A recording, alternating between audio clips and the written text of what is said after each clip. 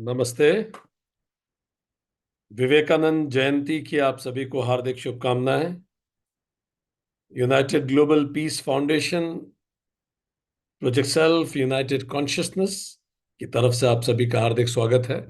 हम लोग रामचरितमानस सीरीज का अध्ययन कर रहे हैं। आज 8वां सेशन है। हम बालकांड पढ़ रहे हैं। हमारा नाम डॉक्टर विक्रांत सिंह तोमर है और यहाँ लखनऊ उत्तर प्रदेश में बहुत ठंड है, जहां से हम ये सेशन लाइव टेलीकास्ट कर रहे हैं। चलिए फिर शुरू करते हैं आज का सेशन। ओम नमो नारायण। हमने पिछले सेशन जहां तक बात की थी, आज वहीं से बात को आगे करें बढ़ाएंगे। हमने देखा था कि 15 पॉइंटर्स बताए तुलसीदास जी ने कि किसी भी स्थिति में कोई भी बड़ा प्रोजेक्ट हम जीवन में लें, उस प्रोजेक्ट को सफल करने के लिए यह अनिवार्य है कि हम इन 15 प्रश्नों का उत्तर खुद को दें एंड तब वो प्रोजेक्ट लें। It's a complete model of whole life management. ये पूरा मॉडल है लाइफ मैनेजमेंट का। Saraswati ji stands for learning. खुद से लगातार पूछते रहें। When was the last time I did something for the first time? पिछली बार कब था जब मैंने कोई काम पहली बार किया था? गणेश जी उसके एप्लीकेशन का प्रतीक है।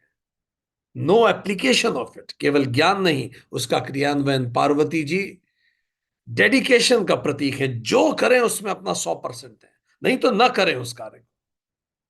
शिव जी फेथ का प्रतीक है। Believe in your self. जो भी कार्य कर रहे हैं, अगर आप खुद में विश्वास नहीं रखते तो सफल नहीं होगा। तुलसीदास जी कहते हैं, कबित विवेक एक नहीं मोरे। मुझे तो कुछ नहीं आता। ह्यूमिलिटी एक दूसरी अनिवार्यता, विनम्रता।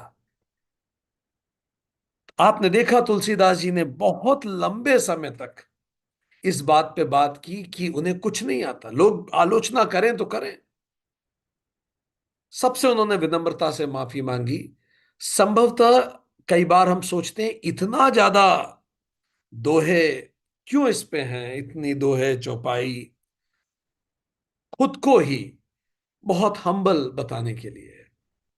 हमें लगता है उसका मूल कारण यह रहा होगा ऐतिहासिक रूप से कि जब वो संस्कृत से अवधी में ट्रांसलेट कर रहे थे, फिर से लिख रहे थे राम जी का चरित्र, श्री राम का चरित्र, तो उन्हें बहुत ज्यादा अपोजिशन का सामना करना पड़ा था। उन लोगों से जो ये नहीं चाहते थे कि ये ज्ञान संस्कृत से किसी लोकल भाषा में ट्रांसलेट हो। इसीलिए कहीं ना कहीं तुलसीदास जी के मन में संभवतः ये हो सकता है कि वो लोग इसकी काफी आलोचना करने वाले, तो उन लोगों से उन्होंने पहले ही माफी मांग ली कि अगर उनकी नजर में ये धृष्टता है तो क्षमा चाहते हैं। और वो उन्होंने ये भी कहा, मुझ में कोई योग्यता नहीं है। आप मुझे मत देखो, आप मेरे कंटेंट को मत देखो, आप ये देखो ये कंटेंट किसके बारे में है। ये मेरी कथा नहीं है, राम कथा है। इसीलिए शायद उन्होंने इतनी बार माफी मांगी। वो उस समय के सामाजिक परिवेश का भी प्रतीत होता है। Rama higher power, believe in God. वो व्यक्ति सबसे ज्यादा दरिद्र होता है जो खुद में विश्वास नहीं रखता और वो किसी ऐसी सत्ता में विश्वास नहीं रखता जिससे पूरी सृष्टि चलती है। Sita ji represents common good. आप जो भी बिजनेस कर रहे हैं, उस बिजनेस में सेवा एक कंपोनेंट जरूर होना चाहिए। आप जो भी नौकरी कर रहे हैं, घर में कुछ भी कर रहे हैं, सेवा का एक कंपोनेंट हर चीज में होना चाहिए। नहीं तो ऐसा जीवन निरर्थक है। स्वांत सुखाय। आप जो भी कर रहे हैं, it should bring you happiness. खुद से पूछिए, am I loving it, am I happy about it. ये मस्ट है किसी भी प्रोजेक्ट के लंबे समय तक जाने के लिए। नहीं तो आप ड्रैग करेंगे फिर उसे। राम नाम सिग्निफिकेंस। आपको इस प्रश्न का उत्तर पता होना चाहिए। Why am I doing it, मैं क्यों कर रहा हूं। क्योंकि अगर इस प्रश्न का उत्तर आपको सटीक नहीं पता तो आप लंबे समय तक नहीं कर पाएंगे, कुछ समय बाद आप छोड़ देंगे इसको। Then have a Guru, mentor, a mentor. It is must. अगर आपको बहुत आगे तक किसी भी यात्रा में चलना है, a guru is must. Valmiki ji experts, जो उस फील्ड के एक्सपर्ट्स हैं, दिग्गज हैं, उनसे बात कीजिए। हनुमान जी पोजिशनल एंसेस्टर्स, जो उन पदों पे पहले रह चुके हैं, उनसे बात कीजिए। साधु, पॉजिटिव पीपल अपने आसपास होने चाहिए। सत्संगा, उनसे रेगुलर टच में रहिए। और दुष्टा, हैंडल करने की क्षमता होनी चाहिए जो ऑड हैं उनको।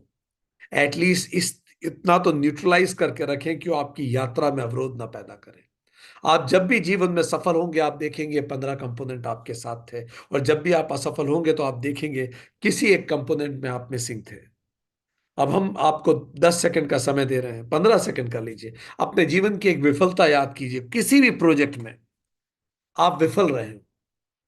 कोई भी आपने अपने हाथ में कोई कार्य लिया हो, टास्क लिया हो और आप नहीं कर पाए, और जरा बताइए इनमें से क्या मिसिंग था। क्या लगता है आप? सोच के देखिए, व्हाट वाज मिसिंग। पिछली बार जीवन में जब भी हुआ, कोई कार्य अधूरा रह गया, पूरा नहीं हो पाया।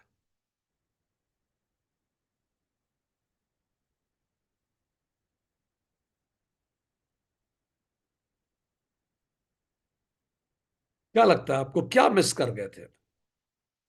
ओके, बीइंग हैप्पी, अ गुरु।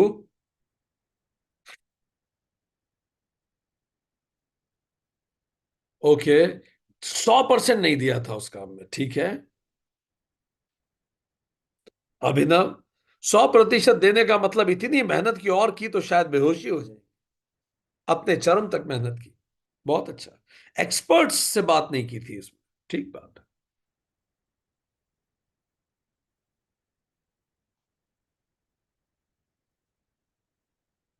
मेहनत उतनी नहीं की थी। पोजिशनल एंसेस्टर्स से टच में नहीं थे। ठीक है, ठीक है। आप देखेंगे, आप इन सब चीजों को जोड़िए, आपकी गति और तेज होगी। ये जो हमने आपको बताया, ये तो सगुण रूप था। ठीक। इसी को, सगुण और निर्गुण में अंतर केवल एक क्लिक का है। यही बात को रखने का है सगुण तरीका है। ये निर्गुण तरीका है, ये सगुण तरीका है। चलिए आगे बढ़ते हैं। आई एम श्योर आगे से जब भी आप करेंगे, कोई भी इनिशिएटिव लेंगे, ये 15 चेकलिस्ट रामचरितमानस ने जो हमें गिफ्ट की है, इसको जरूर अपने साथ रखेंगे। आगे बढ़ते हैं। दोहा 29 से 33 तक जो बालकांड का है, ये रामचरितमानस की गुरु परंपरा का जिक्र करता है। ये जो रामचरितमानस हम आपको आज बता रहे हैं, देश की गली गली में, देश के चौराहों पर, नुक्कड़ पे रामचरितमानस और रामायण का प्ले होता है, ये कहां से परंपरा शुरू हुई? तो तुलसीदास जी दोहा 29 और से 33 के दौरान ये बताते हैं कि ये जो श्री राम का चरित्र है, ये स्वयं शिव जी ने पार्वती जी को ये कथा कही थी।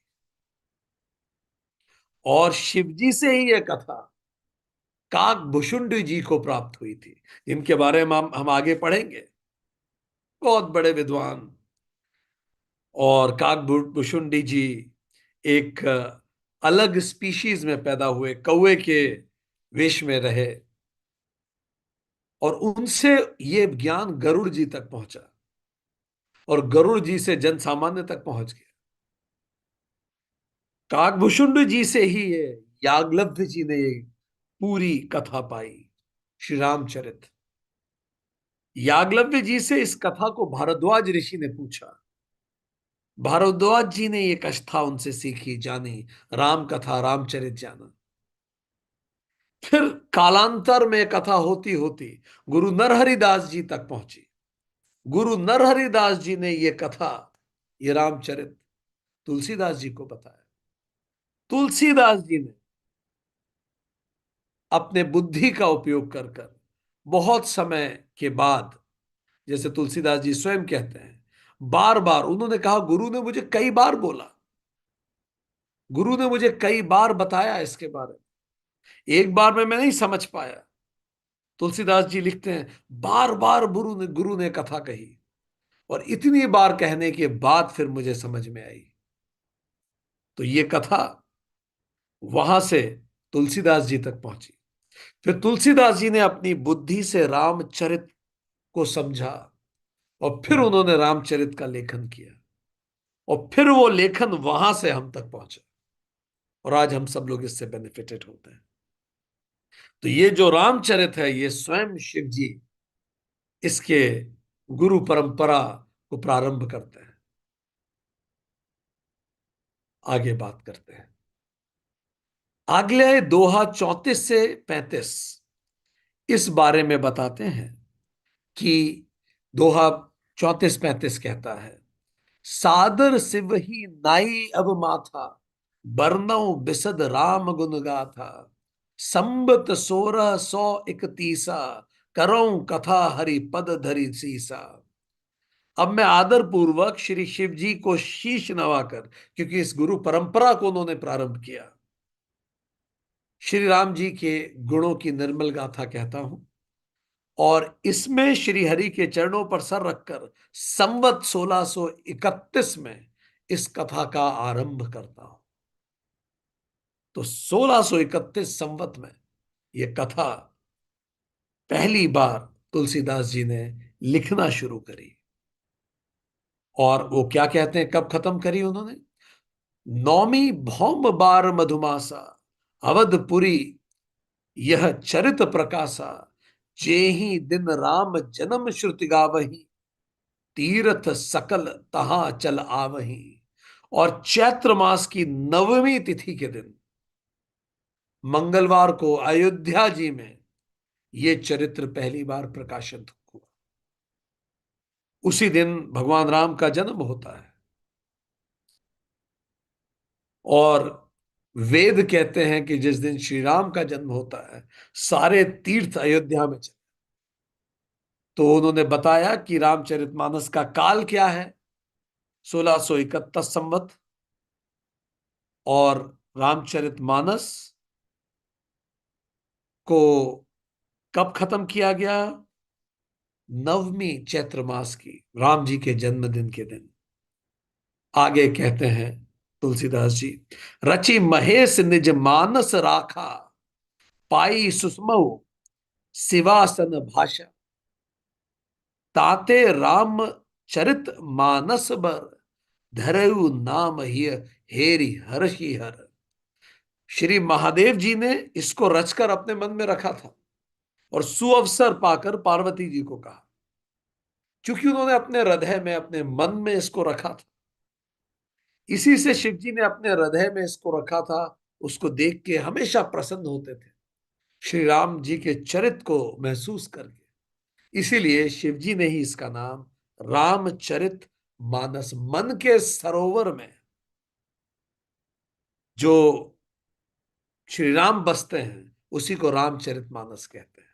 तो हम लोग भी इसीलिए पढ़ रहे हैं कि अपने राम, अपने मन के सरोवर में इसको बसाएं, अपने जीवन में इसको उतारें। तो हमने जाना उसका काल, उसका नामकरण कैसे हुआ। अब इस सरोवर की बात करते हैं, जिस सरोवर में शिव जी ने इसको मन में अंदर रखा हुआ था। ये बहुत सुंदर दोहे हैं जो अब आने वाले हैं, वन ऑफ द बेस्ट। किस प्रकार से तुलसीदास जी इसको एक्सप्लेन करते हैं, बहुत सुंदर। ये रामचरित मानस सरोवर कौन सा है, ये मान सरोवर है कौन सा? ये दोहा 36 से 42 तक बालकांड में इसका उल्लेख है। अब जो हम कहते जा रहे हैं, आप अपनी मानसिक यात्रा को हमारे साथ दीजिए, क्योंकि इसी पे हम मेडिटेशन भी करने वाले हैं। सो इसीलिए जरूरी है कि आप इसको पहले तत्व रूप में समझें, ताकि जब आप इसको मेडिटेट करेंगे तो आप उस सब चीजों को विजुलाइज कर सकें। तो अब तुलसीदास जी हमें बताने जा रहे हैं, ये जो मान सरोवर है वो यहां है। और ये कैसा है मान सरोवर? जो रामचरित मानस है। राम क्या है? रमन्ति इति रामः, मेरे अंदर रहने वाली हर पल की प्रसन्नता ही राम है।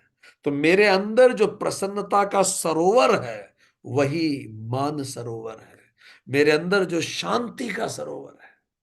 तो कई लोग यहां मान सरोवर लेके घूमते हैं, जिनके मन में राम का वास होता है, वो अपने मन में मान सरोवर लेके घूमते हैं। आपके ऑफिस में उस बॉस को याद कीजिए, आपका चेहरा याद कीजिए, उस सीनियर को याद कीजिए जो विपरीत परिस्थितियों में भी बिल्कुल शांत रहता था।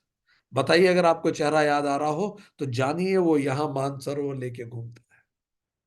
आपके आसपास हर वो व्यक्ति जो विपरीत परिस्थितियों में भी धैर्य रख पाता है, रिएक्ट नहीं करता, वो सब अपने यहां मानसरोवर को स्थापित किए हुए हैं। और ये मानसरोवर कौन सा है, चलिए समझते हैं। ये श्री रामचरित मानसरोवर है। बहुत सुंदर। अब जो हम कहते जा रहे हैं उसको सोचते जाइए, बाद में अपन इसको मेडिटेट भी करेंगे। इसको अभी अपन ज्ञान मार्ग से समझते हैं, फिर भक्ति मार्ग से मेडिटेट करेंगे। ठीक। ये जो सरोवर है, इसके चार घाट है। वो पहले बावड़ी नहीं होती थी, चारों तरफ से पानी बीच में होता था। तो इस सरोवर के चारों तरफ चार अलग अलग घाट है।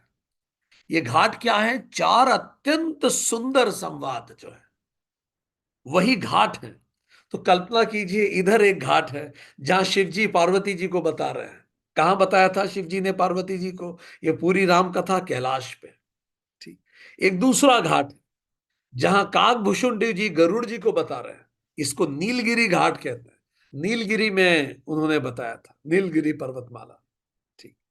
फिर तीसरा घाट है जहां ऋषिराज याग्लव्य मुनि ने भारद्वाज जी को यह बताया था। ये कहां बताया था? प्रयागराज, जहां अभी कुंभ मेला लग रहा है। और चौथा घाट जो है, वहां गोस्वामी तुलसीदास जी ने हम सब लोगों को बताया, जनता को बताया, ये अयोध्या जी है। तो चार घाट हैं, कैलाश, नीलगिरी, प्रयागराज और अयोध्या। यहां ये चार घाट है।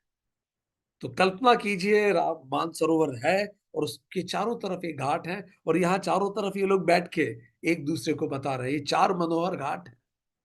फिर लिखते हैं, सात कांड ही सात सीढ़ियां हैं। वो जो पहले बावड़ी में उतरने की सीढ़ियां होती थी, ये सात सीढ़ियां हैं। यही तो सात कांड है। ठीक। और सात कांड जो हैं, जो अपने पढ़ रहे हैं, हम पहले कांड पे हैं, बाल कांड में। इसको क्या कह रहे हैं तुलसीदास जी, देखिए, ज्ञान रूपी नेत्रों से ही देखा जाता है। ऐसे इससे मन खुश हो जाता है। आप इसे ज्ञान से देखिए तो आपका जीवन बदल जाएगा पूरा। दिखेगा आपको सातों सीढ़ियां। रघुनाथ जी की निर्गुण और निर्बाध महिमा का वर्णन किया जाता है।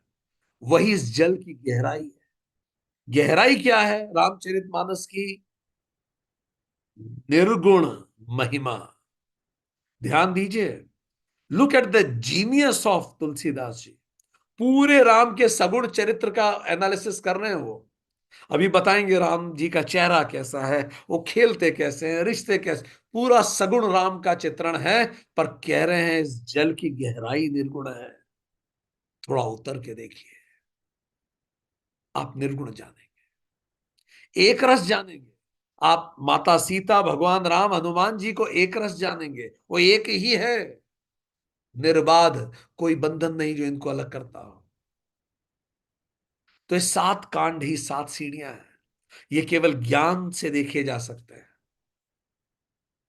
आगे तुलसीदास जी कहते हैं, श्री राम जी और श्री सीता जी का यश अमृत के समान है।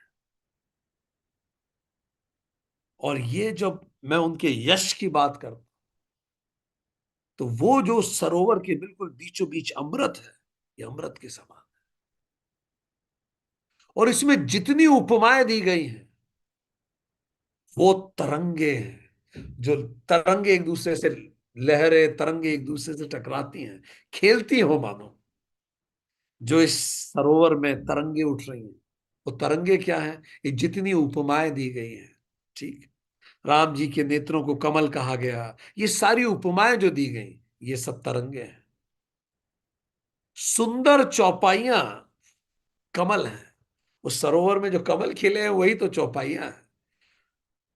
कितनी क्रिएटिवली उन्होंने बात रखने की प्रयास किए, जरा देखिए। कहाँ सगुण कहाँ निर्गुण, सबको मिक्सी में डाल के घुमा दिया। और राम जी का पूरा राम जी के जो वास्तविक चरित्र है, उसका अमृत उन्होंने बना लिया। देखिए आगे, कविता की सुंदर युक्तियां, वो सुंदर सीपियां हैं जो मोती उत्पन्न करेगी। ये जितनी कविताएं लिखी हैं तुलसीदास जी ने, वो सीपियां हैं। आप उसमें देखेंगे तो उसमें मोती है। अंदर उतरिए तो मोती दिखेगा। ये सारी छंद, सोठे, दोहे, ये कमलों का समूह है। कहीं चौपाइयां हैं। ठीक। एक कमल है, चौपाई एक कमल है। और ये छंद सोठे दोहे, ये एक साथ मानो खूब सारे कमल लग गए, कमलों का समूह है। अनुपम अर्थ, ऊंचे भाव और सुंदर भाषा। इतना सुंदर जो इसका अर्थ है, भाव इतने अच्छे हैं, भाषा इतनी सुंदर है। यही तो पराग है। उस पराग जो पुष्प पे होता है, मकरंद है जो फूलों का रस होता है, और सुंदर भाषा ही तो सुगंध है रामचरितमानस की। यही सुगंध तो भारत में गली गली तक फैली है, घर घर तक फैली है। आगे देखिए। और जो संतों की सभा है, वो आम की बगीचियां हैं। आम, जरा कल्पना कीजिए, सरोवर के चारों तरफ आम लगे हुए हैं, आम की बगीचियां हैं, संत बैठे हुए हैं चारों तरफ सरोवर के। ये कहाँ है सरोवर? इधर। इस सरोवर के अंदर संत बैठे हुए हैं। श्रद्धा वसंत ऋतु है। वसंत तो ऋतुओं का राजा होती है। फरवरी से मार्च तक वसंत ऋतु रहती है भारत में। ये वसंत ऋतु बस आने को ही है। ठीक। जब अपना यूनाइटेड कॉन्शियसनेस कॉन्क्लेव होगा, तो वसंत ऋतु ही तो है। इस समय प्रकृति अपना नया रूप धारण करती है। खेतों में सरसों के पीले फूल खिलते हैं। पूरी प्रकृति खूबसूरत हो जाती है, नई पत्तियां आती हैं, नए फूल आते हैं, वातावरण सुगंधित हो जाता है। कोयल की सुंदर सी आवाजें गूंजती हैं, तितलियां उड़ती हैं, ऋतु बदलती है। बसंत पंचमी, होली, ये सब इसी समय तो होता है। पूरा जीवन बसंत बन जाता है जब हम तत्व रूप में श्री रामचरित्र को जीवन में अपनाते हैं। और पूरा जीवन होली के त्योहार के रंगों से रंग जाता है। पूरा पर्यावरण सज जाता है, मन में ऊर्जा होती है, ये सब होता है। तो श्रद्धा जिसकी होगी, उसके अंदर ये सब कुछ हो जाएगा। रामचरितमानस से उसके जीवन में बसंत ऋतु की प्रारंभ हो जाएगा। तो हमारे अंदर की श्रद्धा डिसाइड करेगी कि हमारे ऋतु क्या रहेंगी। जैसा दर्द होता है वैसा मंजर होता है। मौसम तो इंसान के अंदर होता है। आगे देखते हैं। बहुत प्रकार से भक्ति का निरूपण, क्षमा, दया, दम, ये सब चीजें दिख पढ़ने में आएंगी हमारे। यही लताओं के मंडप हैं, बहुत सारी लताएं चढ़ रही हैं, बेलें हैं, वो मंडप बना रही हैं ऐसे घूम घूम के। मन का निग्रह, सेल्फ कंट्रोल, यम नियम, फूल लगे हुए हैं उन लताओं पर। कितनी सुंदर बात है, आप देखिए। क्षमा, दया और दम की लताओं पर यम और नियम के फूल लगे हुए हैं। इतना सुंदर चित्रण उन्होंने मन के सरोवर का किया है, जो श्री राम का सरोवर है। इस पूरे सरोवर का फल क्या है, जरा ध्यान दीजिए। ज्ञान है फल। आप इसमें स्नान कीजिए, फल ज्ञान है। इसीलिए कहना कि रामचरितमानस केवल भक्ति का ग्रंथ है, पूर्ण न्याय नहीं होगा इस ग्रंथ के साथ। ज्ञान इसका फल है। श्री हरि के चरणों का प्रेम ही इस ज्ञान रूपी फल का रस है। और ये ज्ञान देगा क्या, ये भी देखिए। ज्ञान प्रेम देगा, ज्ञान भक्ति देगा। जब हम किसी को जानते ही नहीं है, को उससे एसोसिएट ही नहीं कर सकते, तो भक्ति कैसे आएगी? वो कह रहे हैं इस ज्ञान से जो मिलेगा वो भक्ति है।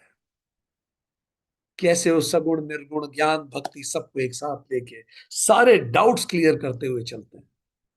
जब पूर्ण ज्ञान होता है, तब गहरी भक्ति पैदा होती है।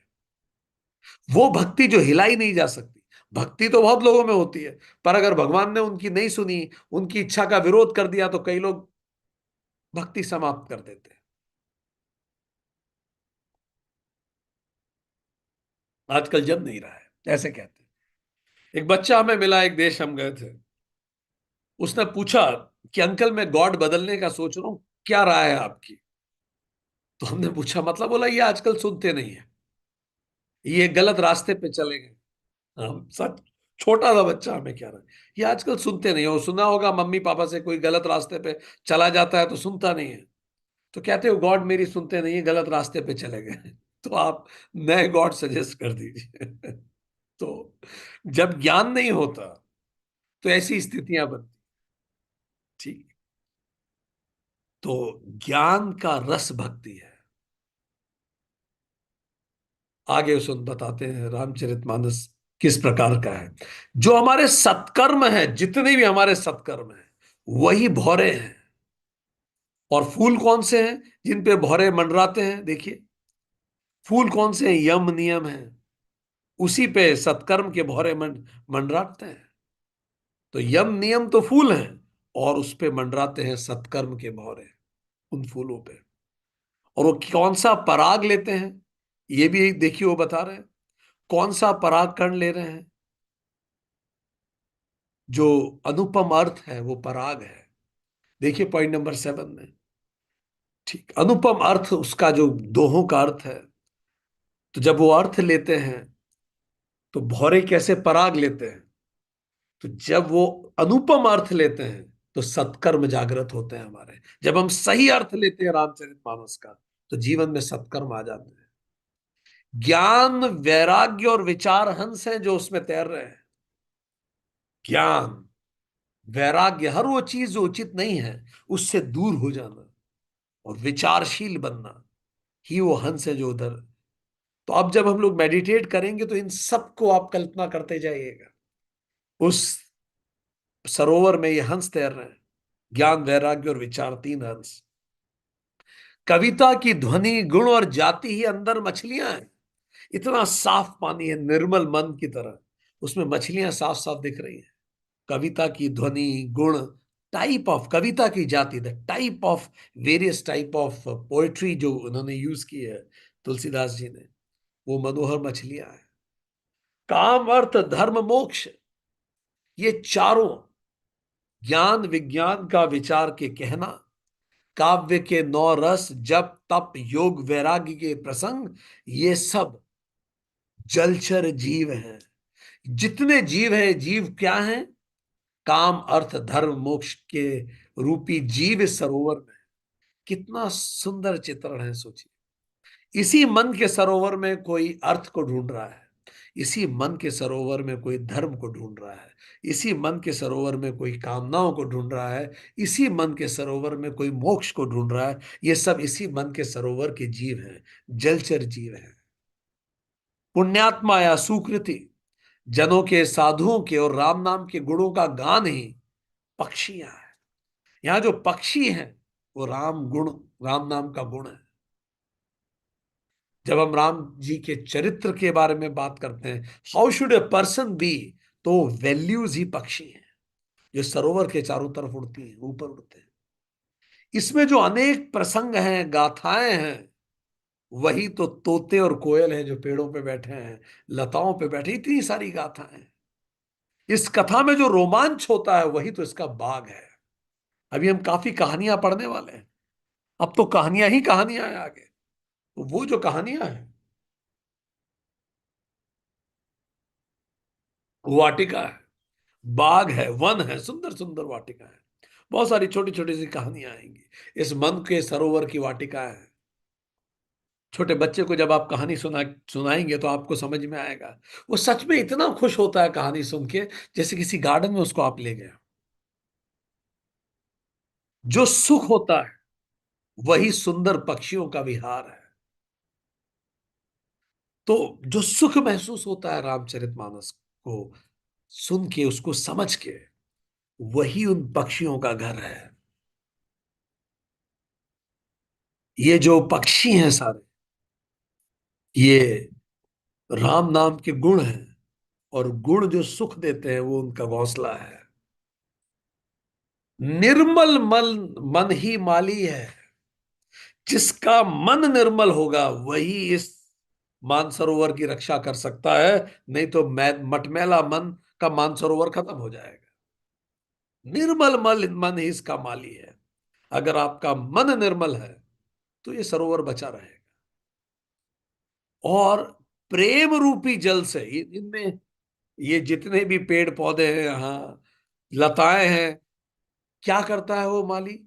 प्रेम रूपी जल से सुंदर नेत्रों के द्वारा उन्हें सींचता है। तो जब आप अपनी स्क्रीन पे ये देख रहे हैं तो आप क्या कर रहे हैं? बिल्कुल निर्मल मन से जब आप इस स्क्रीन पे रामचरितमानस की चौपाइयां और दोहों को देख रहे हैं, तो आप अपने सुंदर नेत्रों से, प्रेम रूपी जल से अपने अंदर के उन सारे मूल्यों को, गुणों को सींच रहे हैं जो इस सरोवर में प्रकट होंगे। तो चलिए सींचते हैं।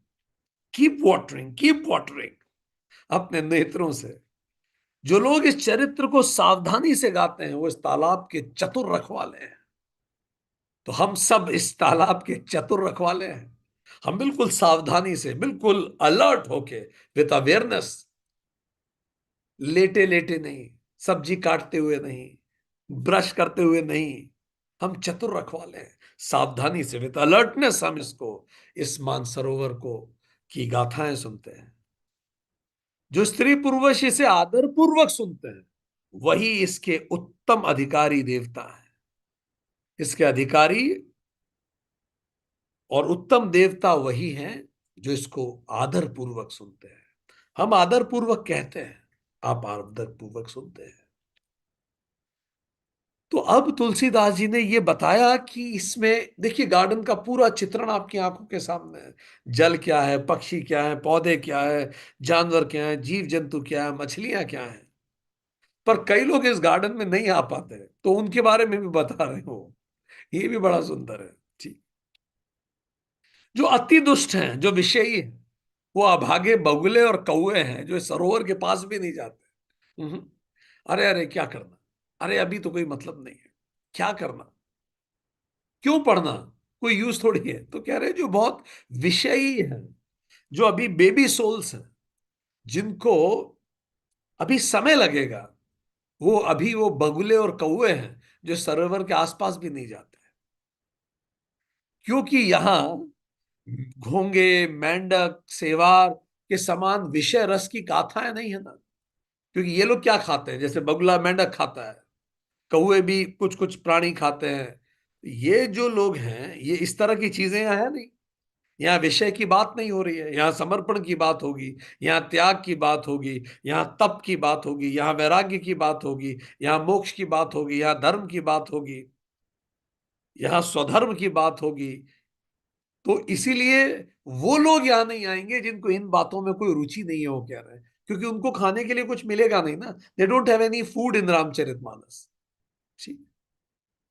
इसके कारण बहुत सारे कौवे और बगुले यहां नहीं आते। वो कहते वो कभी नहीं पढ़ते रामचरितमानस और हृदय में हार जाते हैं। क्योंकि सरोवर तक आने में बड़ी परेशानियां हैं, इतनी आसानी से नहीं होती। फिर वो कह रहे हैं श्री राम जी की कृपा के बिना यहां कोई नहीं आ पाता। इसका मतलब अनलेस एंड अनटिल, राम कौन है? अंदर की कॉन्शियसनेस। राम मेरे अंदर की चेतना है। जब तक ये चेतना एलिवेट नहीं होगी यहां कोई नहीं आने वाला, आ ही नहीं सकता। वो रिटायर्ड या रिटार्डेड के लिए ही मान के रहेगा। तो श्री राम की अंदर की चेतना जब तक कृपा नहीं करेगी, unless and until you are elevated to higher questions of life, refined doubts in life, you won't be benefited by it. घोर कुसंग भयानक रास्ता है। अब आपका कंपनी अच्छी नहीं है, चलिए सिगरेट पीने चलते हैं, चलिए तंबाकू खा लेते हैं, चलो टाइम वेस्ट करते हैं, चलो रील्स देखते हैं।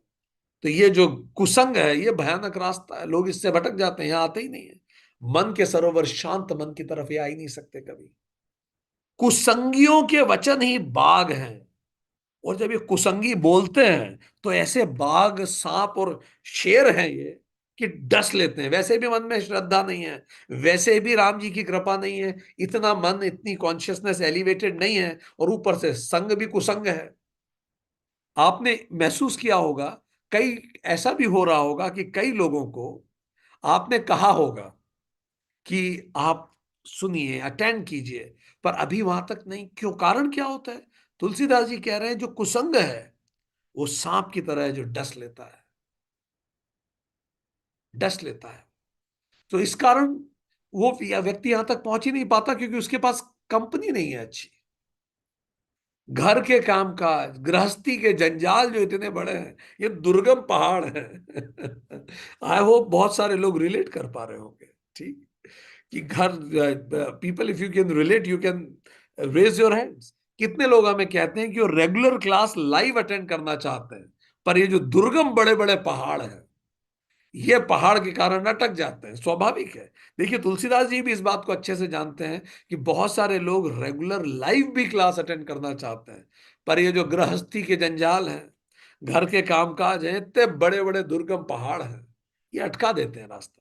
अभी कभी बच्चों को छोड़ने जाना है, और बहुत सारी जिम्मेदारियां स्वाभाविक रूप से होती हैं। मद, मोह और मान बीहड़ है। ठीक, बहुत ज्यादा मोह है किसी को, तो जगत प्रपंच में ऐसा जकड़ा हुआ है कि वो कहाँ अंदर के आनंद की सोचेगा, वो तो बाहर के आनंद की ही सोचेगा। इस रिश्ते से, इस पैसे से, इस चीज से आनंद मिल जाए। मद मेरे में बहुत है। ठीक, जब मेरे में बहुत ज्यादा मद होता है, एरोगेंस होता है, तो भी प्रॉब्लम है। ईगो है मेरे अंदर, ये सब चीजें हैं, मोह मद मान, ये सब बीहड़ है, जो मुझे राम की तरफ नहीं जाने देता, मुझे काम की तरफ लेके जाता है। जितना ईगो कम होगा, जितना एरोगेंस कम होगा, जितना मोह कम होगा, उतना अपने आप अंदर की शांति की तरफ जाएंगे। आगे देखते हैं। कुतर्क भयानक नदियां हैं। कुतर्क जो लोग करते हैं, देखिए तर्क इज ऑलवेज वेलकम, पर केवल पूछने के लिए पूछना, केवल बोलने के लिए बोलना मेक्स नो सेंस। जेन्युइन बात करें तो बात बेहतर होती है। कुतर्क भयानक नदियां हैं जो बहा के ले जाती हैं इन लोगों को। और एक और सुंदर बात कह रहे हैं, जिनके पास श्रद्धा रूपी राह खर्च नहीं है, और संतों का साथ नहीं है, और जिनको रघुनाथ जी प्रिय नहीं है, उनके लिए यहां कोई नहीं आ सकता। मतलब ये क्लासेस लंबे समय तक बस वही अटेंड कर सकता है जिसको श्रद्धा हो। श्रद्धा राह खर्च है। कितना सुंदर है। It's the money which you need to have in your pocket in spiritual journey. कई लोगों के पास श्रद्धा रूपी राह खर्च नहीं होता।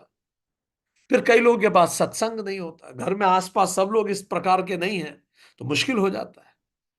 और सबसे बड़ी बात, जिनको रघुनाथ जी प्रिय नहीं है, कथा उसकी सुनने में आनंद आती है जिसको आप प्रेम करें। जैसे किस प्रकार आप उस व्यक्ति की कथा, उसके बचपन की कथा बहुत प्रेम से सुनना चाहते हैं जिसको आप प्रेम करते हैं। तो जब आप प्रेम करते हैं तो आप रघुनाथ जी की कथा को प्रेम से सुनेंगे।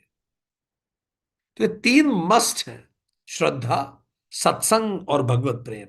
क्या है हमारे पास?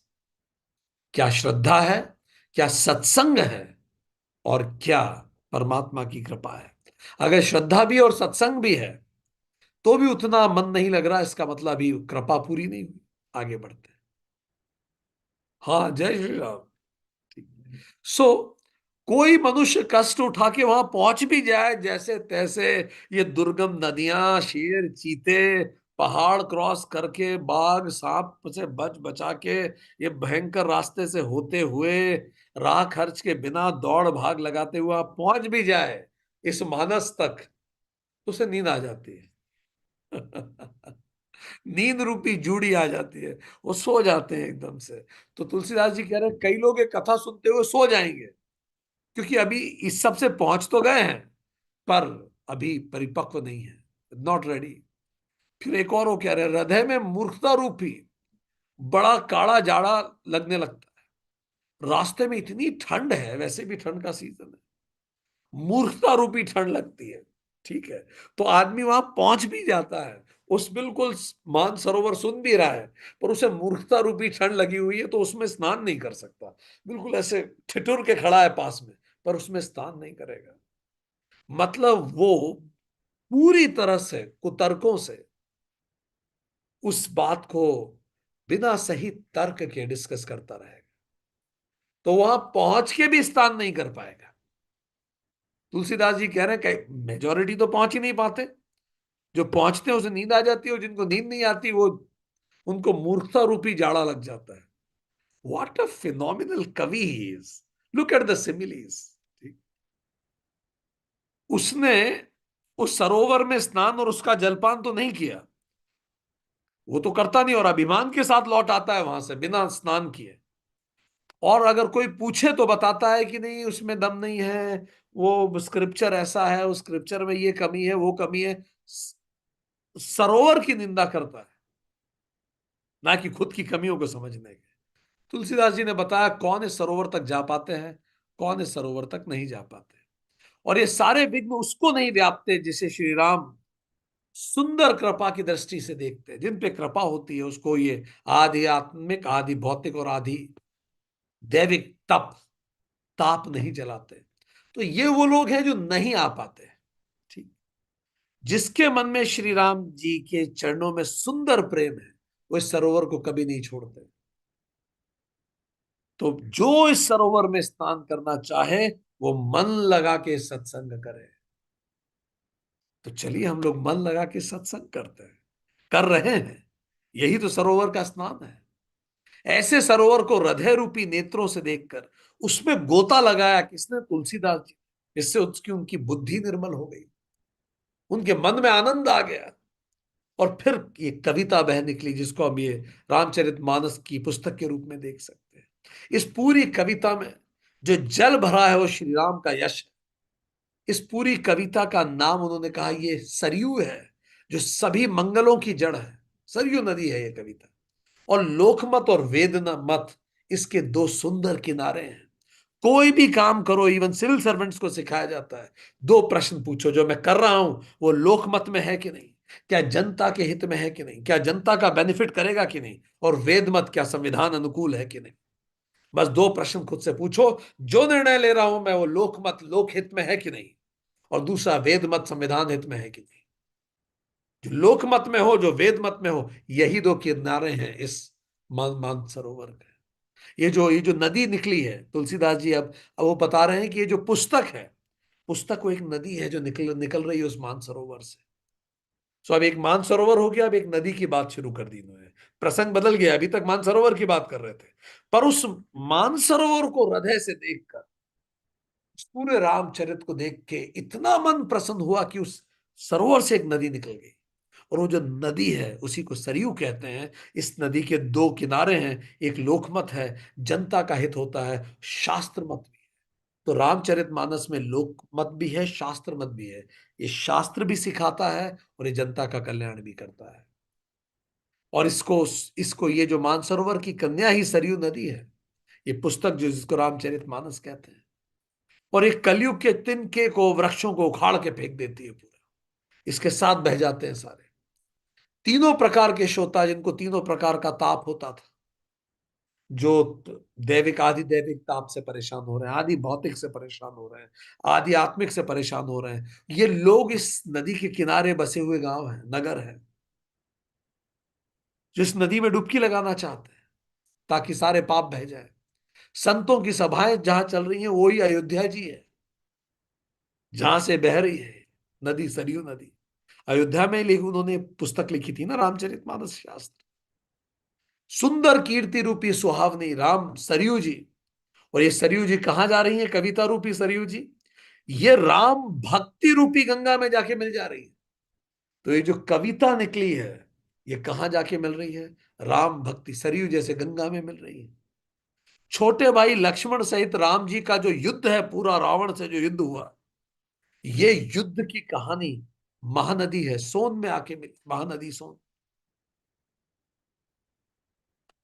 इन दोनों के बीच में भक्ति रूपी गंगा धारा ज्ञान और वैराग्य सहित शोभित हो रही है। तो गंगा जी की जो धारा है वो भक्ति रूपी है। और ये भक्ति रूपी जो धारा है, इसमें ज्ञान भी है और इसमें वैराग्य भी है। ये धारा तो भक्ति की है, जब आप इसे पढ़ेंगे तो आपके अंदर ज्ञान बढ़ेगा, आपके अंदर वैराग्य भी बढ़ेगा। ऐसे तीनों तापों से डराने वाली नदी कहां जा रही है? नदी जो निकली है ये राम रूपी समुद्र में जा रही है। राम जी समुद्र है, हम सब बूंदे हैं, ब्रह्म ही तो समुद्र है, उस तरफ जा रही है। और ये सरयू, ऐसी कीर्ति रूपी सरयू का मूल रामचरित है, और ये भक्ति रूपी गंगा में मिली है। और अंततः ये रामचंद्र जो राम स्वरूप रूपी समुद्र है। राम स्वरूप रूपी समुद्र का क्या मतलब? राम स्वरूप, हमारा खुद का स्वरूप ही राम है। तो जब हम इसको पूरा पढ़ के समाप्त करेंगे तो हमें महसूस होगा कि अहम ब्रह्मास्मि, ये हमारी कहानी है, जो राम की कहानी है। इसीलिए तो अवतार आते हैं। फिर वो बोलते हैं इसके बीच में विचित्र नदियां हैं, जो इसके बीच में विचित्र कथाएं, इसमें बहुत सारी कथाएं हैं। जो आसपास के वन हैं, बाग हैं, बहुत सारे जीव हैं। अभी हम पार्वती जी की कहानी सुनेंगे, शिव जी की शादी की कहानी सुनेंगे। इसमें जलचर जीव है, किसमें? नदी में। अभी तालाब मानसरोवर की बात खत्म हो गई, अब नदी की बात चल रही है। ठीक। राम जी का जब जन्म होता है, उसमें जो बधाइयां होती हैं वो नदी के भंवर हैं। जो चारों भाइयों में आपस में खेल है, वो बहुत सारे कमल हैं जो इस नदी में है। इस नदी में भी अपने जल पक्षी हैं। दशरथ जी, रानियों का जो कहानियां हैं, इस नदी में एक सुंदर छवि बन रही है। वो छवि सीता जी के स्वयंवर की छवि है। इस नदी में बहुत सारे प्रश्न जो आप पूछ रहे हैं, वही तो नावें हैं। वही आपको इस नदी के ऊपर रखेंगी। नावें से आप इस नदी पे तैरते हुए पहुंच जाएंगे आगे। जिस नाव, और विवेक युक्त उत्तर चतुर केवट है। प्रश्न होने चाहिए विचारपूर्ण, और उत्तर हो विवेक युक्त। तो हमारी क्लास में भी अपन लोग प्रयास करते हैं, विचारपूर्ण प्रश्न हो, विवेक युक्त उत्तर हो, वही केवट है। कथा के पीछे सुनकर जो आपस में चर्चा होती है, अब ये क्लास तो खत्म हो जाएगी, आप जो अपने घरों में बात करते हैं, वो नदी के सहारे सहारे चलने वाला यात्रियों का समाज है, जो नदी के सहारे चलते चलते राम स्वरूप रूपी राम समुद्र में समा जाएंगे। हम अपने रूप को पहचानेंगे। परशुराम जी का क्रोध भयानक धारा है। रामचंद्र जी ने जो सुंदर वचन बोले, वो उस धारा को समेटे हुए एक घाट है। और भाइयों सहित श्री राम जी का जो विवाह उत्सव है, उसकी जो कथा है, वो प्रसन्नता की बाढ़ है, शांति और सुख देने वाली बाढ़ है, जो सभी को सुख देती है, कल्याणकारी बाढ़ है। और इनको कहने और सुनने में जो मन खुश होता है, जिसका मन खुश होता है, पुण्यात्मा पुरुष है, जिस नदी में नहा रहे हैं। रामचंद्र जी का जो राज तिलक हुआ, पूरा मंगल साज सजाया गया, ये नदी के किनारे, जो रामचरित्र की नदी है, उसके किनारे जो यात्री लोग हैं, हम सब वही यात्री हैं। कैकई की बुद्धि नदी में काई है। तो कई लोगों की बुद्धि पे काई जम जाती है, वो अप्रिशिएट नहीं कर पाते। संपूर्ण अनगिनत उत्पातों को शांत करने वाले भरत जी का चरित्र, इस नदी के किनारे जो यज्ञ हो रहा है, वो भरत जी का चरित्र ही तो है। कलयुग के पापों और दुष्टों के अवगुणों का वर्णन जो है, ये बगले हैं, कौए हैं, इस पे बात बिल्कुल जैसे हमने पहले पढ़ा। अब अंतिम में छह ऋतुआं, जीवन की जो छह ऋतु है, वो सारी ऋतु यही देखने को मिलती है। वो कह रहे हैं जो छह ऋतु है, ये परम सुहानी और अत्यंत पवित्र जो ऋतु है, हेमंत ऋतु है। वो शिव जी का विवाह है, ऑटम सीजन, जिसको हेमंत ऋतु कहते हैं। शिशिर ऋतु है, जो राम जी का जो जन्म होता है, राम जी का स्वयं जन्म जो राम जी का है, वो शिशिर ऋतु है। कितनी सुंदर बात तुलसीदास जी कहते हैं कि जब राम जी का जन्म होता है, इट इज मानो शिशिर ऋतु आ गई है, जो हमें प्रसन्न करती है। और तुलसीदास जी इस प्रकार सारी जो ऋतु हैं, एक एक, वो कह रहे हैं सारी ऋतु आपको यही देखने को मिलेगी। विंटर सीजन, श्री राम जी का जन्म शिशिर ऋतु है, विंटर सीजन है। फिर वो कहते हैं राम जी का जो विवाह है, वो ऋतुराज वसंत है, मंगलमय विवाह है। राम जी जब वन गए हैं, ये ग्रीष्म ऋतु है। राम जी की मार्ग की जो रात, जो मार्ग की कथा है, इतनी उन्हें परेशानी हुई, यही तो धूप है, ये लू है। राक्षसों के साथ जो घोर युद्ध हुआ है, वो वर्षा ऋतु है, बाढ़ आती है जिसमें। राम जी के राज्यकाल जब स्थापित हुआ, जब राम जी का राज्यकाल स्थापित हुआ, इस पूरी रामायण कथा के बाद, वो शरद ऋतु है, अर्ली ऑटम, हार्वेस्ट सीजन जब होता है, राम राज्य वापस स्थापित हो गया। तो इसमें हेमंत ऋतु है, ऑटम सीजन। शिशिर ऋतु है, विंटर सीजन। वसंत है, स्प्रिंग सीजन। ग्रीष्म ऋतु है, समर। वर्षा ऋतु है, रेनी सीजन, और शरद ऋतु है, अर्ली ऑटम या हार्वेस्ट का सीजन। सो इसमें, इस कथा में सब कुछ है। सारे, सभी प्रकार के सीजन हमें इस राम मनोज में, इस कथा में देखने को मिलते हैं, तुलसीदास जी कहते हैं। और सती शिरोमणि सीता जी के गुणों की जो कथा है, वो इसका निर्मल जल है। इस नदी की सुंदरता जो है, वो इसकी शीतलता है। ये अब नदी का वर्णन चल रहा है, मानसरोवर, उससे नदी निकली, नदी का नाम रामचरितमानस है। जो पुस्तक है वो नदी है, जो एक सृजन है। वो जो मानसरोवर है वो मन है, और वो नदी से होते हुए किस तरफ बह रहा है? वो नदी जा रही है स्वरूप रूपी राम की तरफ, वो समुद्र है। चारों भाइयों का खेलना इस जल की मधुरता और सुंदरता है। मेरा अंतर्भाव विनय और दीनता इस सुंदर सुंदर निर्मल जल का हल्कापन है। मेरा हृदय की जो हम्बलनेस है, विनय है, मैं इसको स्वीकार कर रहा हूं, सीख रहा हूं। और इसका फल क्या मिलता है? तो ये तो पूरी यात्रा हो गई। जब कोई भी इस मान सरोवर में, अपने मन के मान सरोवर में, इस सरयू रूपी रामचरित मानस नदी में स्नान करता है, उसको फल क्या मिलता है? पहला, अब ये फल है कि हम ये जब रामचरित मानस पाठ समाप्त करेंगे तो हमें क्या फल मिलेगा? यह जल बड़ा अनोखा है, जो सुनने से गुण करता है। आशा रूपी प्यास को और मन के मैल को दूर कर देगा। हमारी आशाएं, एक्सपेक्टेशन जो दुख का कारण है, अपने आप कम हो जाएंगी जब ये पूरा कोर्स खत्म हो। मन का मैल दूर हो जाएगा। श्री रामचंद्र जी के प्रेम पुष्ट होगा, और पापों से हम दूर होंगे, हम गलत काम नहीं करेंगे। और जन्म मृत्यु के श्रम को सोख लेगा, हमारी मुक्ति संभव बनाएगा। संतोष बढ़ाएगा, पाप ताप दरिद्रता और दोष कम करेगा। क्रोध काम मद और मोह को खत्म करेगा। ज्ञान और वैराग्य को बढ़ाएगा, सारे पाप समाप्त कर देगा। जिन्होंने इस जल से अपने हृदय को नहीं धोया, वे कायर कली काल द्वारा ठगे गए हैं। जो इस रामचरित मानस से अपने हृदय को नहीं धो रहे हैं, जैसे प्यासा हिरण सूर्य की किरणों को के रेत पे पड़ने पर जो भ्रम होता है, मृत तृष्णा होती है, वो समझ के पानी पीने दौड़ता है और जल ना देख के दुखी होता है, वैसे ही ये सब लोग जो रामचरित मानस से हृदय को नहीं धो रहे हैं, जब वो पहुंचेंगे उस भौतिकता के पास और कुछ नहीं मिलेगा, तो उन्हें भी दुख होगा। सब अपनी अपनी बुद्धि के अनुसार इस जल के गुणों पर विचार करें, और मन को स्नान करवा के श्री भवानी शंकर का स्मरण कर कर इस गाथा को सुने। तो चलिए, अब हम लोग भी इस सरोवर में स्नान करते हैं, एक मेडिटेशन करेंगे हम लोग साथ में।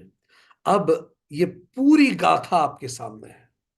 नाउ हमने ये इसीलिए आपको समझाई कि intellectually it should be rooted in our mind, Tulsidas ji क्या कहना चाह रहे हैं। अब डायरेक्ट एक्सपीरियंस का समय है। So we will go for a meditation. आप जहां भी हो, अपने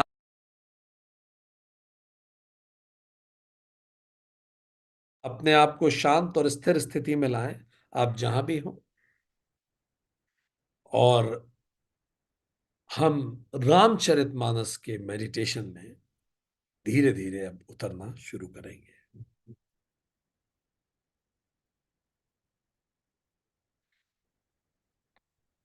एक गहरी सांस लें, सांस छोड़ें, एक और गहरी सांस लें, सांस छोड़ दें।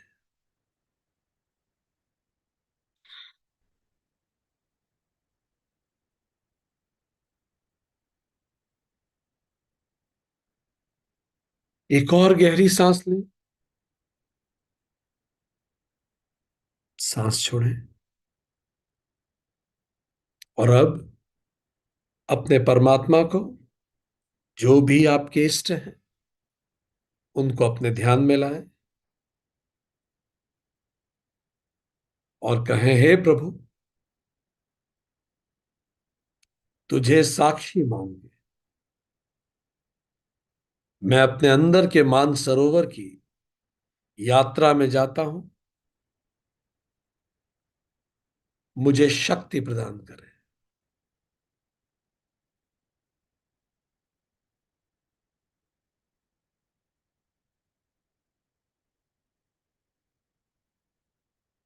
एक और गहरी सांस लें।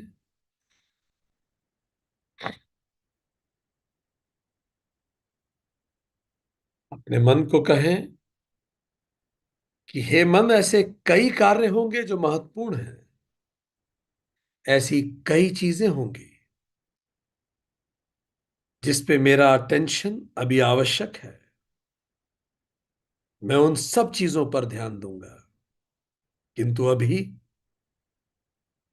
मैं अपना पूरा ध्यान आने वाले कुछ पलों में मेरे मन की, मेरे मन में स्थित रामचरित सरोवर पर लगाना चाहता हूं।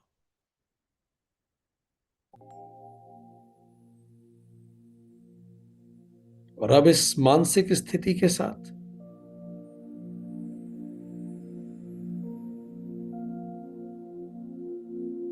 अपने अंदर उतरेंगे, बिल्कुल शांत भाव से। अब एक गहरी सांस लेके उस सांस को अपने पूरे शरीर में प्रवाहित होने दीजिए।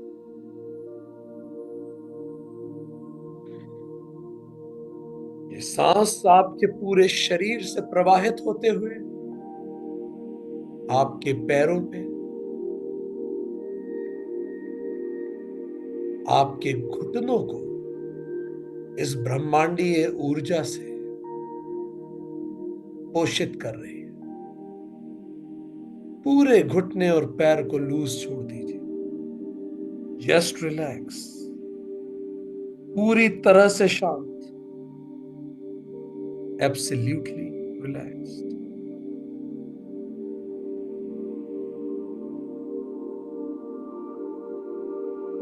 एक और गहरी सांस।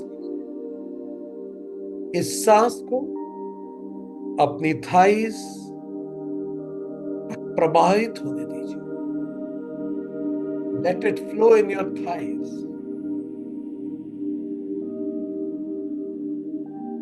और जैसे ही आपकी थाइस में प्रवाहित हो रही है, let your thighs feel relaxed, completely relaxed,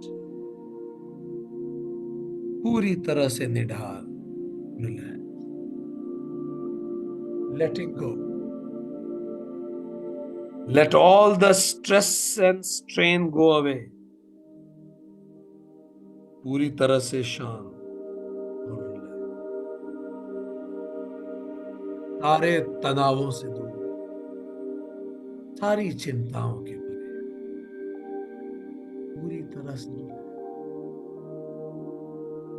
एक और गहरी सांस लीजिए और इस सांस को अपने चेस्ट में प्रवाहित होने दीजिए। पूरा चेस्ट और एब्डोमेन, आपका सीना और आपका पेट पूरी तरह से रिलैक्स। लेट इट रिलैक्स, पूरी तरह से। आपके शरीर का हर एक सेल पूरी तरह से शांत हो रहा है। अब एक और गहरी सांस लीजिए और इस सांस को अपनी गर्दन और शोल्डर में प्रवाहित होने दीजिए।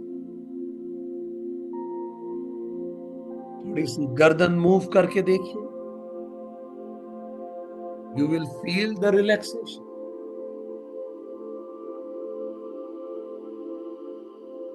आपके शोल्डर्स और आपकी गर्दन इस ब्रह्मांडीय ऊर्जा से पूरी तरह से रिलैक्स। Let it go. हर समस्या, हर तनाव पूरी तरह से हमसे दूर जा रहा है। Completely relax. Every tissue of your neck is relax. Absolutely relax. और अब एक और गहरी सांस और आपके पूरे चेहरे में इस ब्रह्मांडीय ऊर्जा को बहने दीजिए। आपका फोरहेड पूरी तरह से रिलैक्स्ड है। योर आईज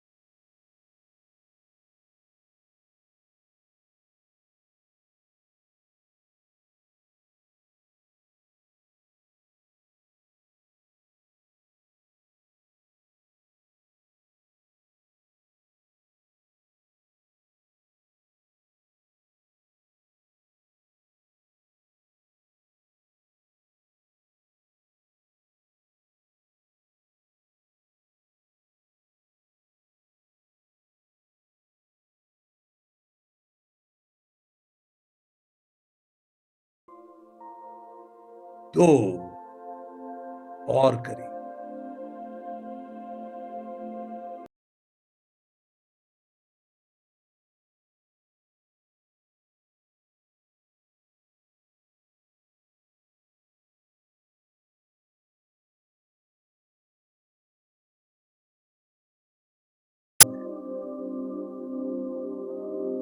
श्री रामचरित मानसरोवर, ये मानसरोवर श्री रामचरित का है, जिसके 4 घाट हैं। ऐसा सरोवर बहुत एक एग्जैक्टली उस सरोवर पे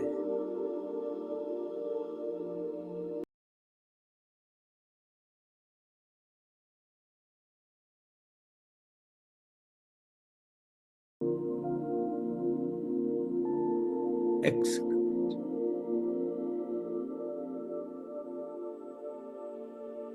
Feel the bliss of that.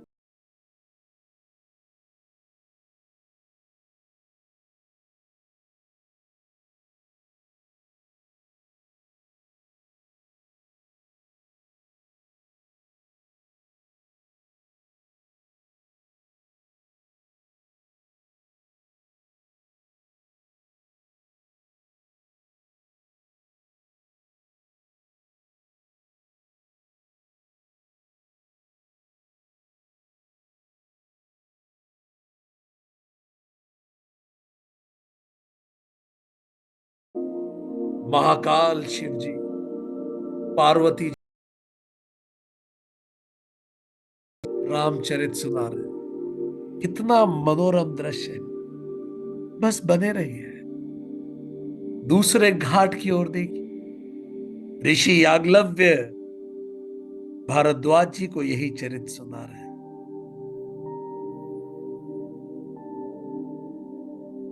Feel the bliss of being there. यही कथाएं सदियों से, जन्म जन्मांतरों से इस हृदय ने सुनी है।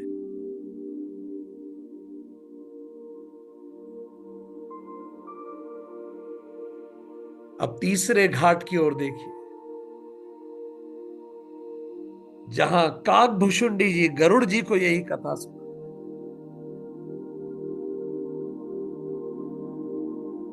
Just be there.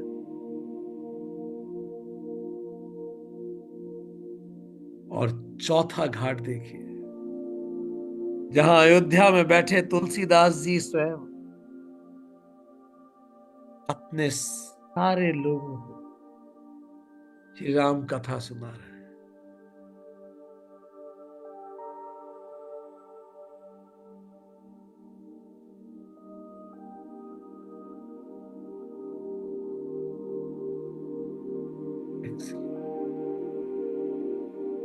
अब धीरे धीरे आगे बढ़िए,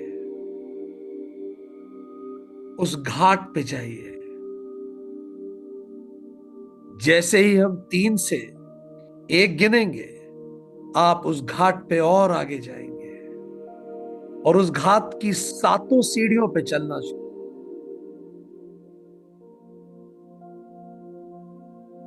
3 और करीब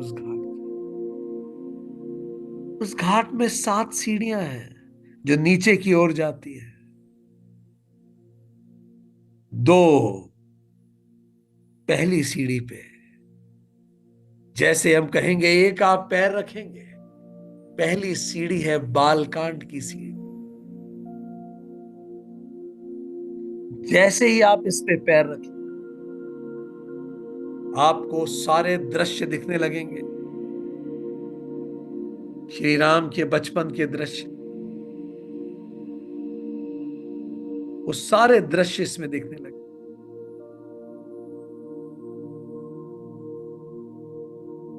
1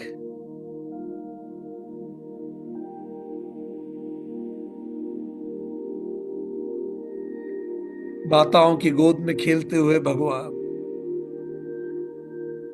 उस दृश्य को महसूस करें।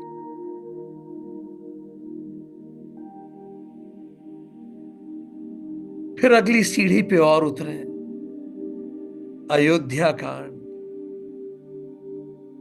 श्री राम को देखिए सन्यासी के वेश में, माता सीता के साथ वनवास में, भरत जी के साथ जाते हुए, ऋषियों की संगत में सीखते हुए, वन में प्रकृति के बीच में निवास करते हुए।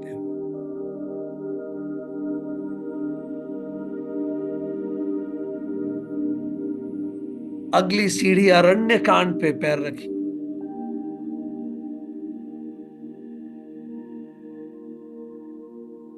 महसूस कीजिए माता सीता और अनुसुईया माता के संवाद को, कैसे अत्रि ऋषि की पत्नी माता अनुसुईया सती जी को धर्म सिखा रही है, सीता जी को धर्म सिखा।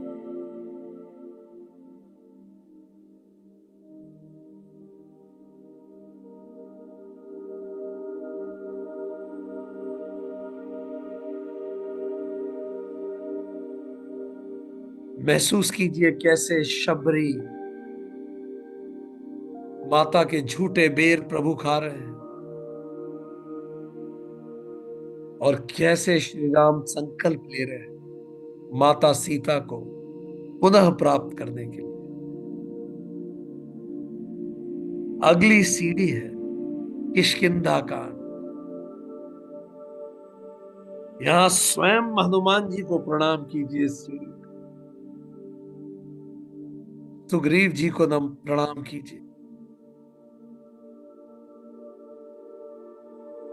और दूर लंका की ओर उड़ने को प्रस्तुत श्री हनुमान जी का ध्यान कीजिए।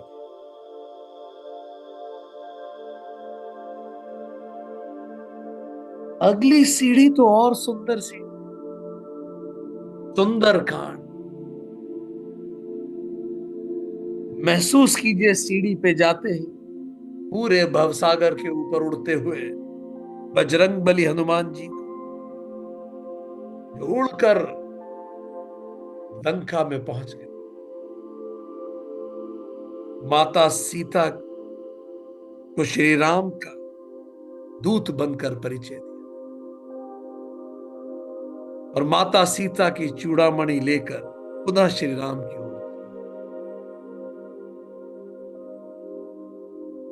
अगली सीढ़ी लंका कांड की सीढ़ी। महसूस कीजिए माता सीता की पुनः प्राप्ति, बहुत मन में शांति के साथ पुष्पक विमान में विराजित होकर भगवान का अयोध्या की ओर लौट जाए। और अंतिम सीढ़ी उत्तरकांड।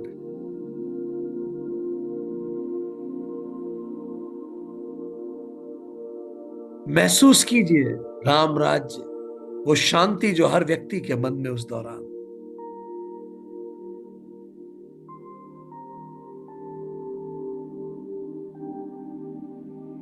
चारों तरफ ये जो जल आपको दिखता है, इस जल की गहराई ही निर्गुण राम है, जो स्वयं ब्रह्म है। जैसे ही हम इस जल में डुबकी लगाएंगे, हम स्वयं में डुबकी लगाएंगे, अपने अंदर बैठे परमात्मा में डुबकी लगाएंगे और एकाकार हो जाएंगे। इसके चारों तरफ देखिए, इतने सारे कमल खिले हुए हैं, यही तो चौपाइया है।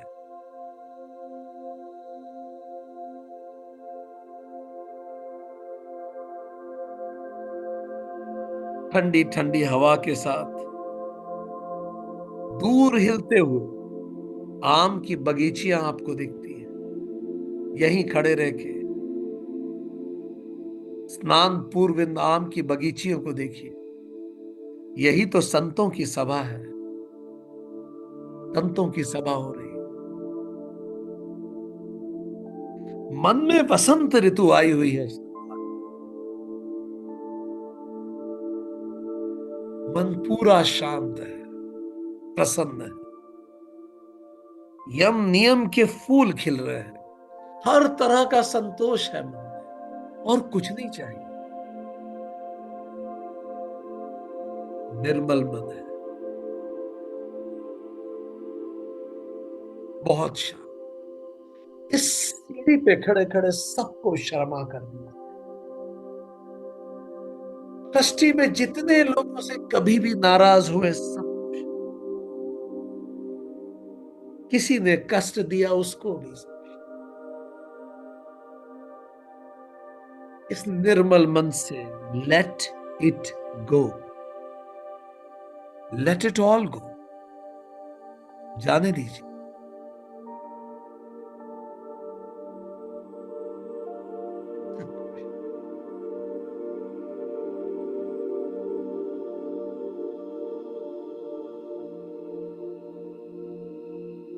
पास में देखिए कुछ फल पड़े हुए हैं, ये फल ही तो ज्ञान फल है। इसमें से एक फल उठाइए, और जैसे ही आप इस फल को चखें, ज्ञान रूपी फल, जैसे ही आप इसको चखें,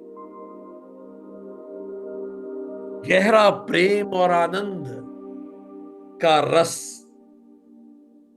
हमारे शरीर के अंग अंग में फैल जाए। जैसे ही हम 3 से 1 गिनेंगे, इस फल को आप खाना शुरू करेंगे, और जैसे ही आप इस फल को खाएंगे, 2, जैसे ही आप इस फल को खाएंगे, गहन प्रेम, सारी सृष्टि के प्रति प्रेम आपके अंदर, आपकी धमनियों में बहने लगे। आनंद और प्रेम सभी के लिए। एक, इस फल को खाइए और इस आनंद रूपी प्रेम में समा जाइए।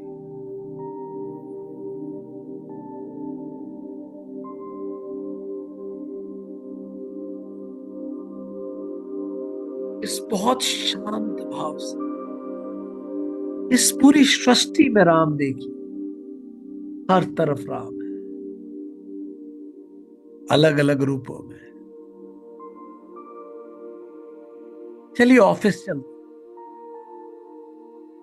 या प्लेस ऑफ वर्क चलते हैं, या जहां भी आप कार्य करते हैं वहां चलते हैं, या आपके घर में आप जहां कार्य करते हैं वहां चलते हैं। वहां आने वाले हर व्यक्ति में उस राम को देखिए। कुछ भटके हुए, कुछ सधे हुए, राम तो सभी है। राम सब में है और सब राम में है।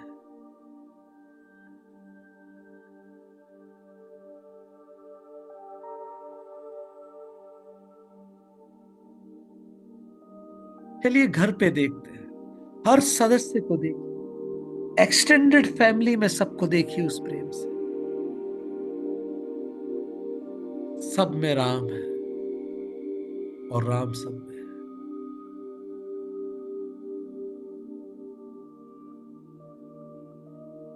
और अब उन फूलों की तरफ फिर से देखिए,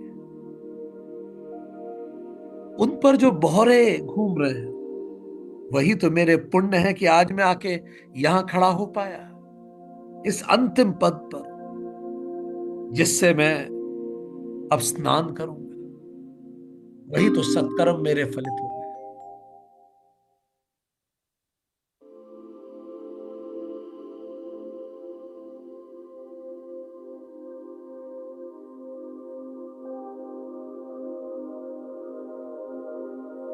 इस मानसरोवर में देखिए, ज्ञान वैराग्य और विचार के हंस सरोवर में तैरते हैं। ज्ञान रूपी हंस, सब में राम देखने का ज्ञान। वैराग्य रूपी हंस, हर स्थिति में वो निर्णय लेने की प्रेरणा देने वाले हंस, जो निर्णय मुझे मेरे जीवन में आनंद की ओर ले जाए, और हर कमी से वैराग्य लेने वाले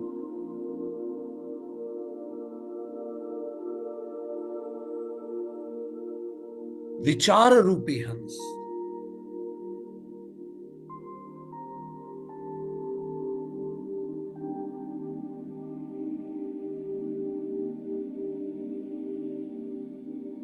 इससे पहले कि हम इस सरोवर में डुबकी लगाएं, जरा देखिए तो,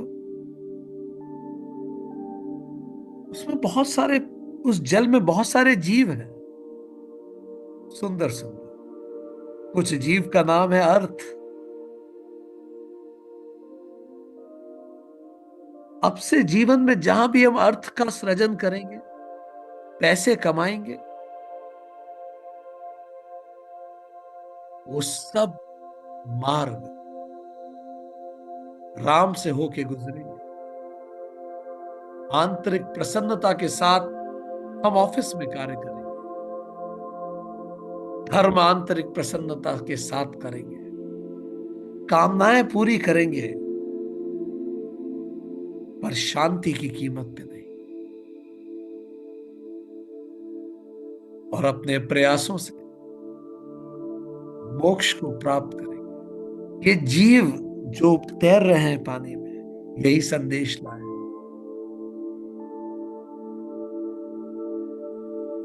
चलिए इनको कुछ खाना खिलाते हैं। कुछ दाने डालिए उस पानी में। देखिए, मोक्ष की मछलियां अपने आप पास में आ रही हैं, धर्म की मछलियां पास में। ये अपने कर्म रूपे दाने उन्हें डाल दीजिए।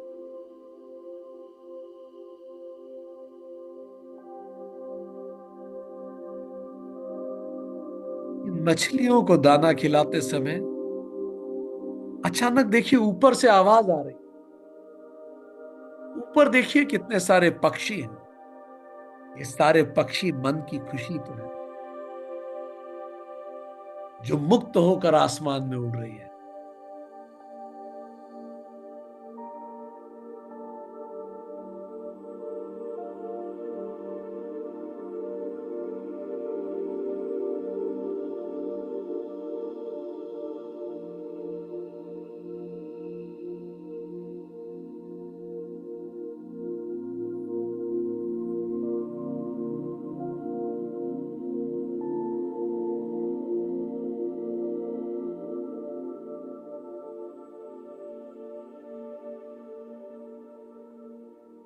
Feel the bliss of this moment.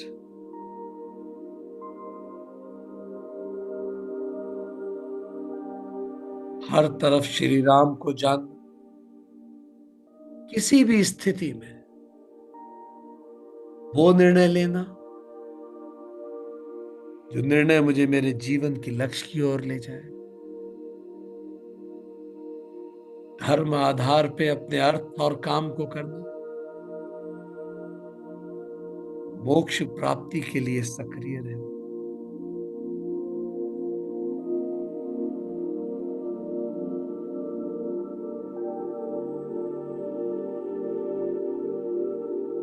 इस बहुत शांत स्टेट ऑफ माइंड में अब हम इस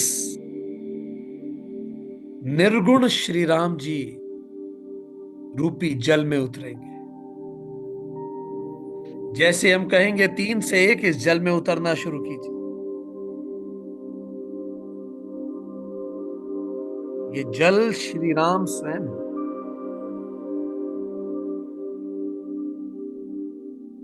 श्री राम जी के गुण, उनका चरित्र ही ये जल है। इसकी गहराई 1, 3 और उतरना शुरू।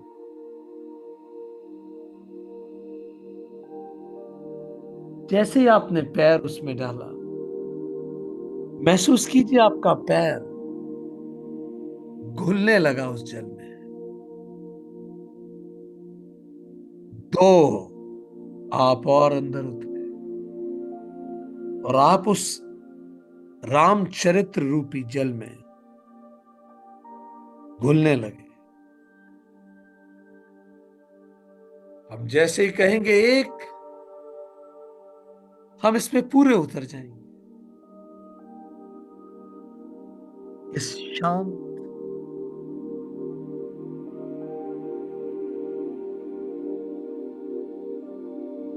श्री राम मानस सरोवर का जल।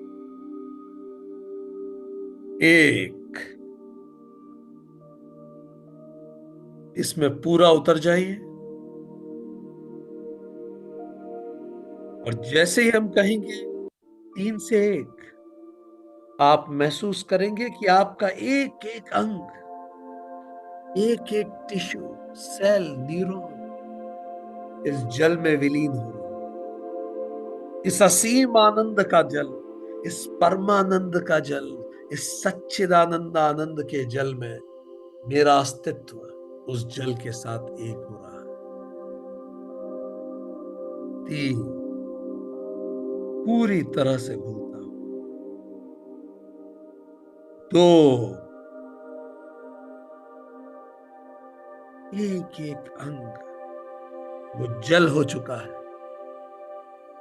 और हम जैसे कहेंगे 1, अब मेरा कोई अस्तित्व नहीं पृथक, मैं उस जल के साथ एक हो गया। 1, वो extreme powerful, full of vitality जल में हो गया। मैं राममय हो गया।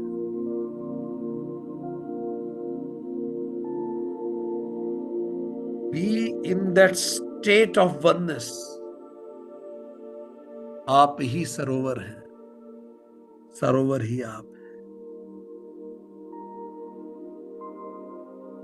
Completely dissolved.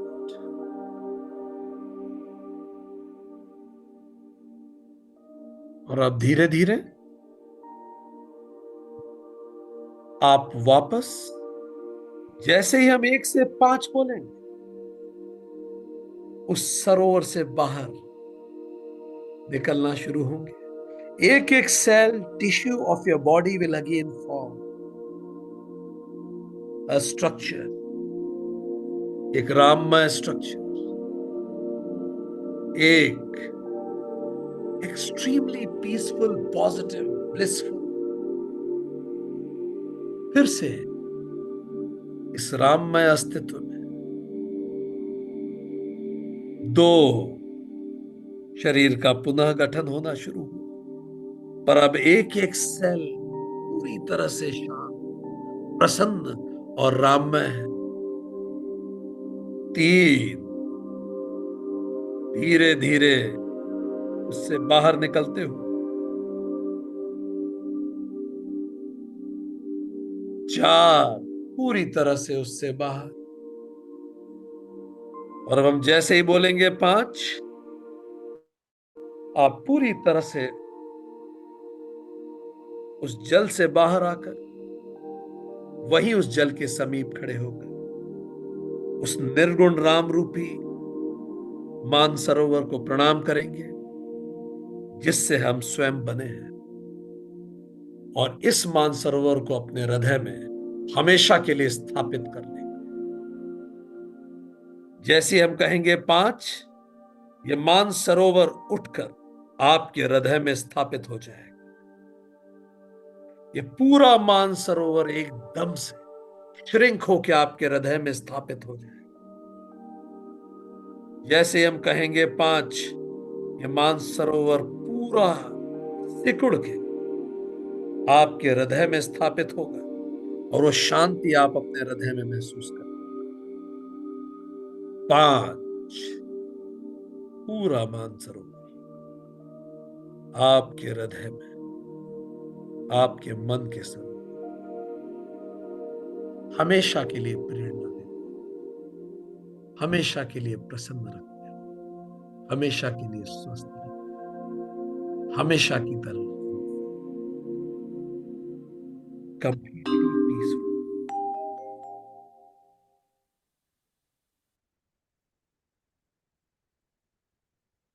Just be in that state for some time, and जैसे ही हम 1 से 3 गिनेंगे, धीरे धीरे आप अपनी आंखें खोल पाएंगे। Just be in that place.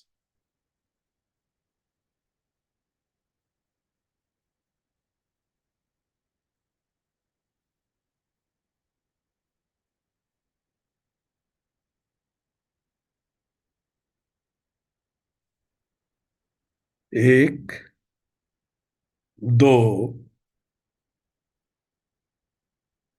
तीन।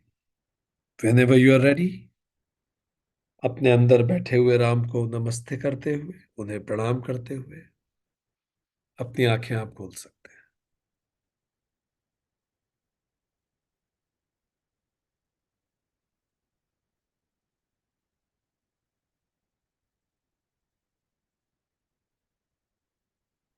This was around 35 minutes meditation, 30 minutes meditation, 35 minutes। आप में से कितने लोग आधे समय इस मेडिटेशन के साथ रह पाए? हाथ खड़ा करेंगे। Can you raise your hands? Perfect, excellent, excellent, बहुत अच्छा। आप में से कितने लोग लगभग पूरे समय इस मेडिटेशन पे रह पाए? एक्सीलेंट, एक्सीलेंट, एक्सीलेंट, बहुत अच्छा, बहुत अच्छा,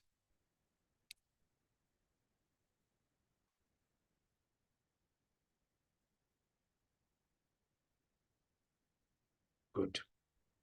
बाकी भी प्रयास करेंगे, प्रैक्टिस करेंगे, तो धीरे धीरे we can be more meditative. And इसको जब भी आप चाहें, इसको वापस सुने and start doing meditation with it. चलिए, नाउ अगले सेशन से हम लोग शुरू करेंगे कहानियों का दौर। तो अगला पूरा सेशन ही कहानियों का सेशन है। लॉट्स ऑफ स्टोरीज जो तुलसीदास रामायण में, रामचरितमानस में है। आज के लिए इतना ही।